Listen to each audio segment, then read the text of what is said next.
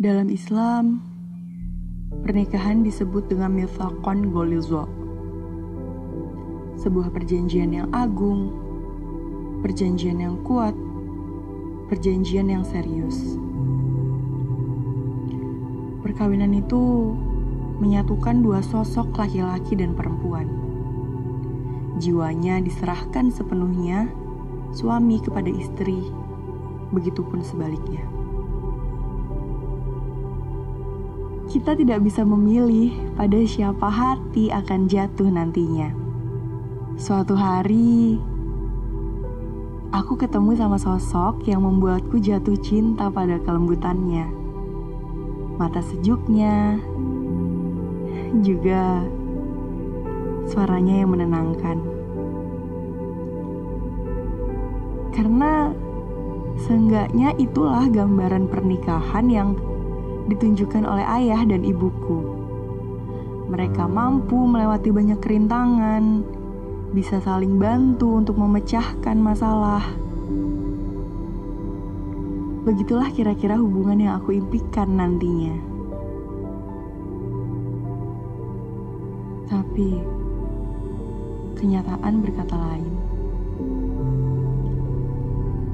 Aku malah punya pasangan yang sangat jauh dari impianku.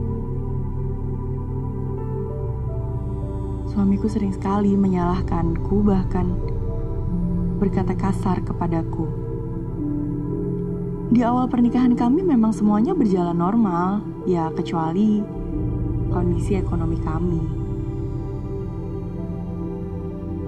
Di awal menikah, suamiku belum berpenghasilan.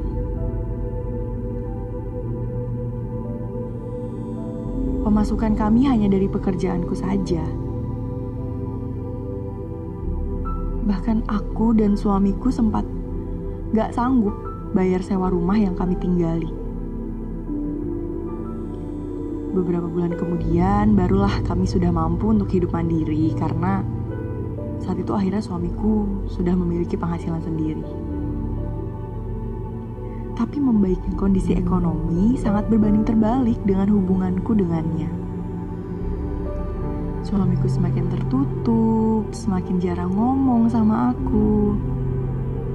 Ya mungkin karena faktor aku yang gak pandai untuk mengelola keuangan dan gak pandai untuk menahan diri. Sehingga kesalahan lantaran masalah ekonomi selalu tertuju padaku. Aku sering melakukan kesalahan. Ya karena di matanya, apapun yang aku lakukan adalah kesalahan. Aku gak tahu apa yang sebenarnya ada di pikirannya. Makin lama, justru ia semakin menjauhiku. Suamiku sering ngobrol sama anak-anak soal pengkhianatan, hipokrit, dan munafik. Tapi entah kenapa ya, aku ngerasa saat itu ia seolah sedang menyindirku. Seakan sedang membicarakan soal sifatku. Bahkan ia pernah menyindir kalau kebaikanku itu palsu.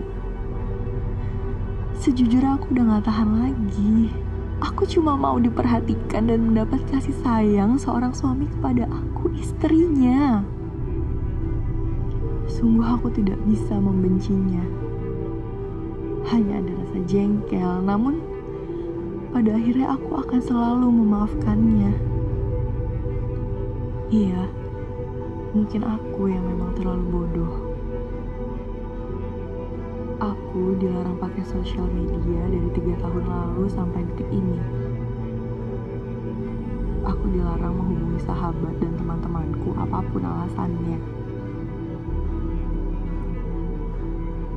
Bahkan untuk berkomunikasi dengan ibuku saja, aku hanya bisa SMS dan telepon. Aku tidak berani menceritakan penderitaanku pada ibu. Aku takut. Aku takut mengecewakan ibu karena ibu sudah membesarkanku dengan sangat baik. Aku sangat kewalahan menghadapi moodnya yang gampang sekali berubah. Pernah waktu itu kami tidur bersama. Lalu setelahnya ia mendiamkanku selama 3 hari. tapi tiba-tiba mengajakku berhubungan intim tanpa ada sepatah kata pun yang keluar dari mulutnya. Aku kan juga manusia, aku bukan patung.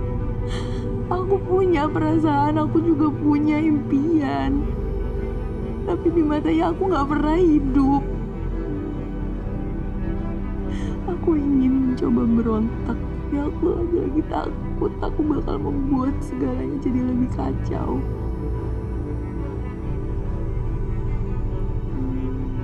Aku sempat mau tanya, sepenting apa sih aku sebagai istrinya?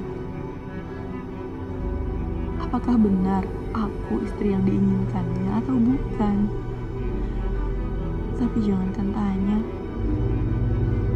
menyinggungnya sedikit aja udah bikin aku takut.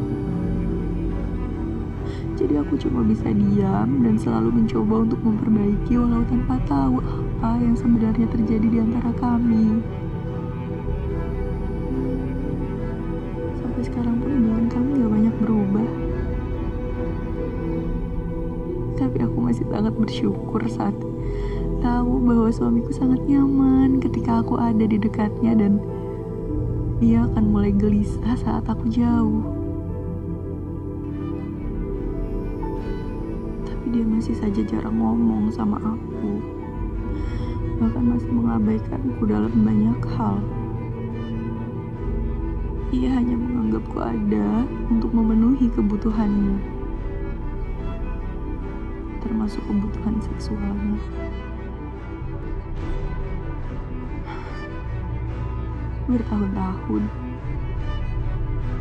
Bertahun-tahun aku hidup dengannya.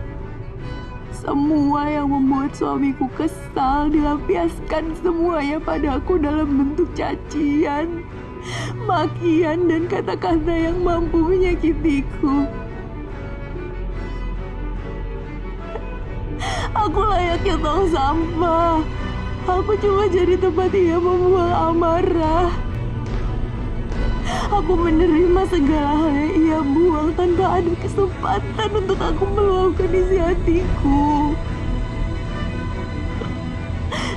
Dan secara gak sadar, aku beberapa kali meluapkan emosi pada anakku sendiri. Melihat sikapku, ibu sampai tidak percaya.